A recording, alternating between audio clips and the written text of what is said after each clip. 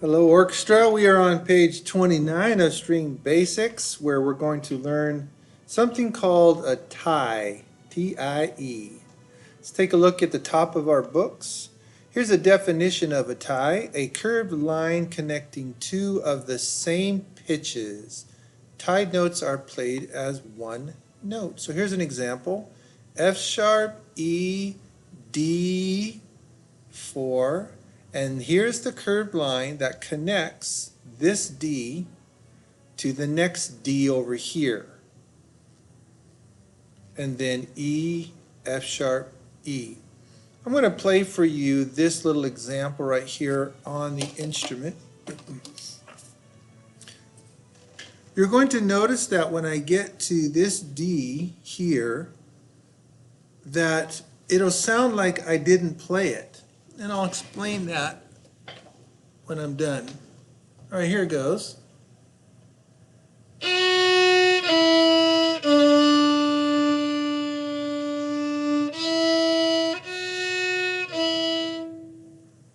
know what I mean? You see what I mean? It's like I skipped that D.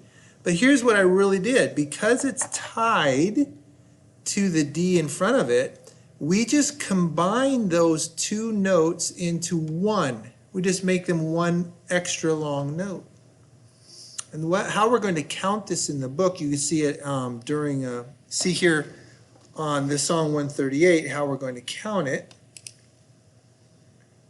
F sharp, E, D, 4, 1, E, F sharp, E. Do you know why we say 1 right here? The answer is because it's beat 1 of this new measure. 1, 2, 3, 4. So we count this D as beat 1. D, 4, 1, and then we play the next note, E. So listen to me play it. Watch the notes. 1, 2, 3, 4. F sharp, E, D, 4, 1, E, F sharp, E, F sharp, E, D, 4, 1, E, D. There I repeat. I'm not going to repeat because that was just a demonstration for you. So if we're going to sing this, which is probably something we should do first in class, it would sound like this. F sharp, E, D, 4, 1, 2, E, F sharp, E, D, 4, 1, E, D, D. All right, I'm going to play it one more time, and you can try to play along with me. Okay. Keep that pulse going either in your foot or quietly in your head. Rest, 2, 3, 4. F sharp, E, D, 4. Keep the bow moving. 1, E, F sharp, E, F sharp, E, D, 4, 1, E, D. Repeat. F sharp, E, D, 4, 1, E, F sharp, E, F sharp, E, D, 4, 1, E, D. It might make more sense to you as we go down the page, but I'm going to try to explain it in a little different way in case some of you are still confused about it. It's math. Okay, we're combining a half note D with a quarter note D. How many beats do we play on a half note? 2. How many beats do we play on a quarter note? 1. So we're going to combine those two notes, and we're going to play the D for 3 counts. Because a half note plus the 1 quarter note, there's your 3. So when we get to the D, 2, 3. Another way of counting that would be play the note and then count 1, 2, 3. 139, more connections. On this song, we're going to play this G quarter note tied to this G quarter note. Remember, quarter notes get one beat, so we have one there, one there. So this is like a half note. We're going to play this G and pretend it's a half note.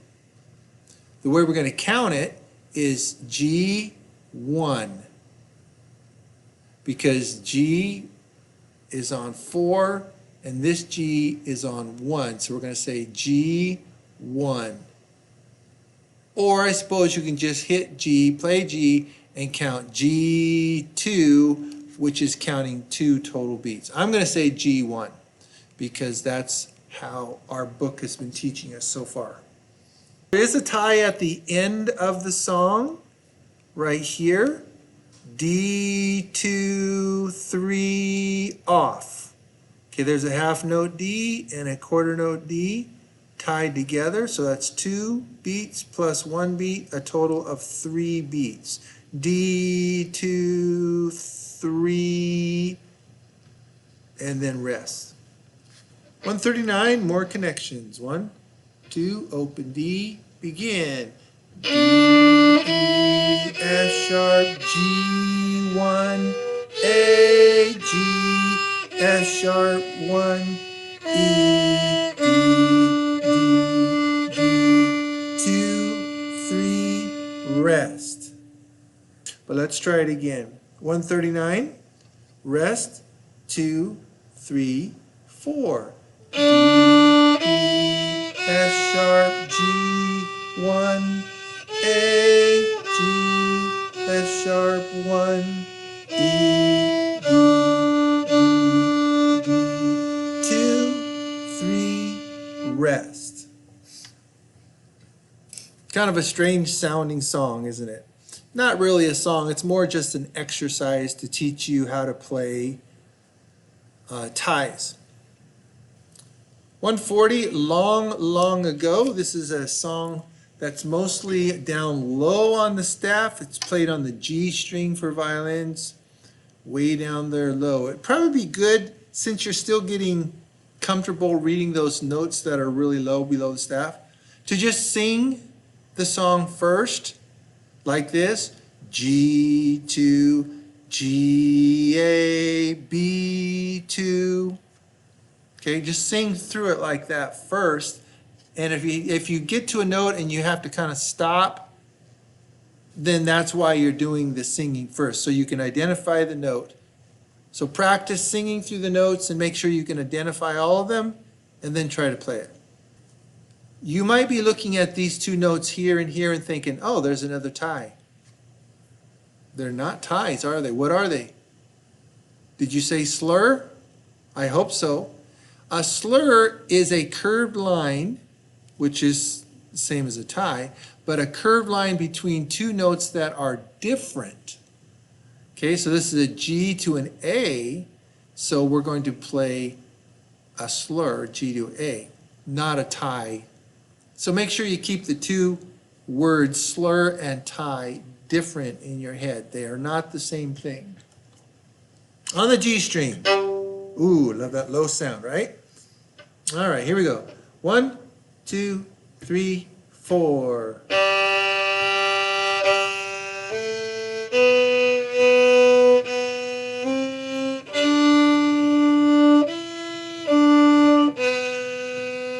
Lift and set, 4th finger.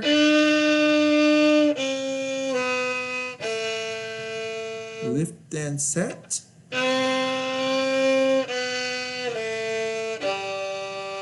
Next line, ready, go.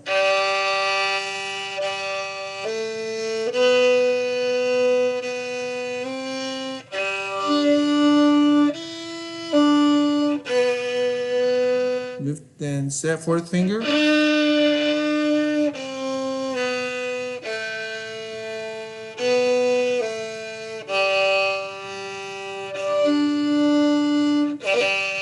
2, 3, rest. There was the tie right at the end. We can't play the G, 2, and an extra beat, 3. 2 plus 1, 3 beats. That one's probably one you want to practice quite a bit.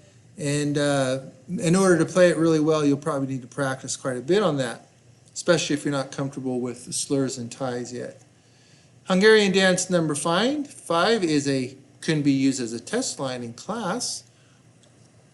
Now, if you want to test yourself first and see if you can play this song by yourself, which is what I would do with my students, then pause the video now and try to play it. When you're done, turn the video back on and listen to me play it and see how you did. Give yourself a little self-test. That'd be good for you. I'm going to go ahead and play it right now, so I'll give you a chance to pause the video. All right, here we go. 141, Hungarian dance.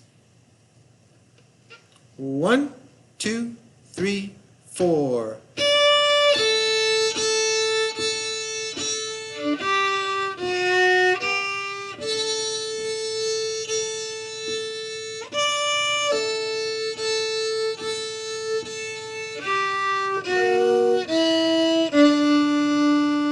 Repeat.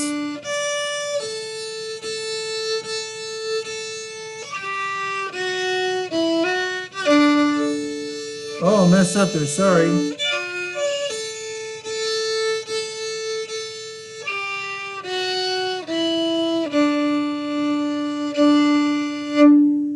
I want to talk about the way I messed up there. Now, my main instrument, sorry to say, to reveal this, is the saxophone. I'm a band person. So playing the violin is not my first instrument. But I have learned that when I make a mistake, I don't need to quit or I don't need to panic. And I want you to learn the same skill. You probably already learned this in your orchestra concert that you did back in the winter. When you make a mistake on a note and you want to just kind of be able to play the song, well, you just push on. You just move on to the next note with your eyes and your mind. You know you made a mistake on the note, but you don't just stop and fix that particular note. Otherwise, you've lost the tempo, you've lost the beat. And the reason that's important not to do that is because when you're playing with others in the orchestra, you may have messed up on a note, but they didn't. So they're moving on, they're going right on through to the next note. And if you kind of panic and say, oh, what was that note? What is the rest of the group doing? They've gone on, and what happens next to you? You're behind them and you're lost. Now you don't know where you are. So try to get into the habit when you're playing, especially with the group, that when you mess up, try to keep your mind and your eyes moving ahead to the next note. It's a good skill to have, especially as you advance into your second and third year and beyond orchestra groups. Being able to continue playing even when you might have made a mistake on a few notes. All right, let's go to theme from London Symphony. 1, 2, 3, 4. F sharp 2, G, E, D, 2. F sharp, G, A,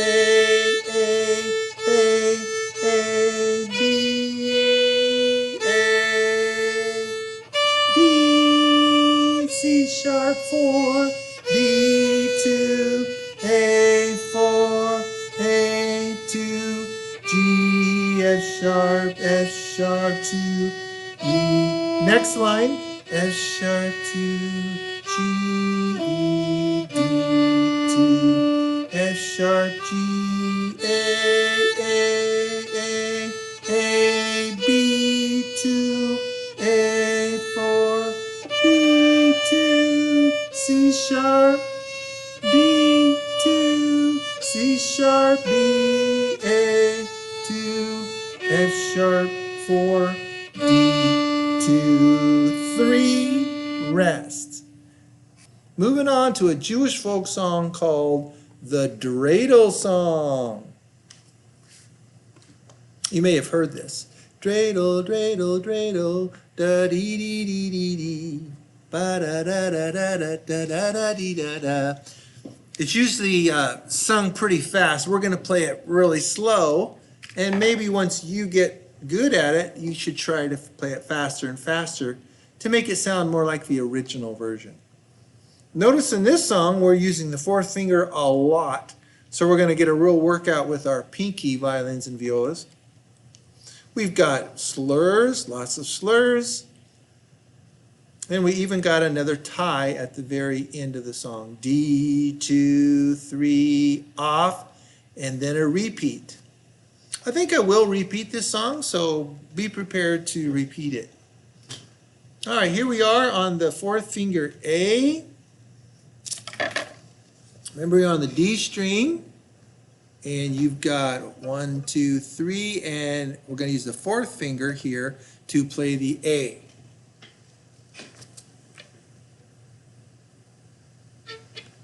One, two, three, four.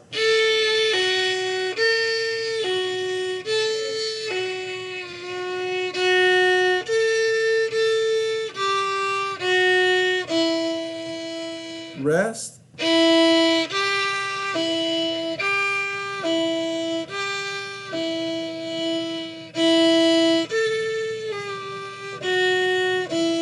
D, 2, 3, rest. Repeat.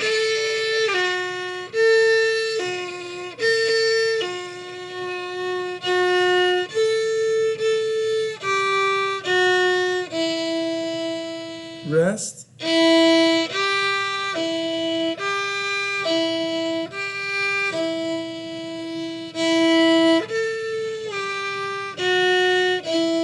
D, 2, 3, rest.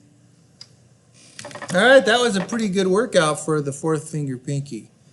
That would be a good page to really spend a fair amount of time on and try to develop your skills of slurring and reading ties and using the fourth finger.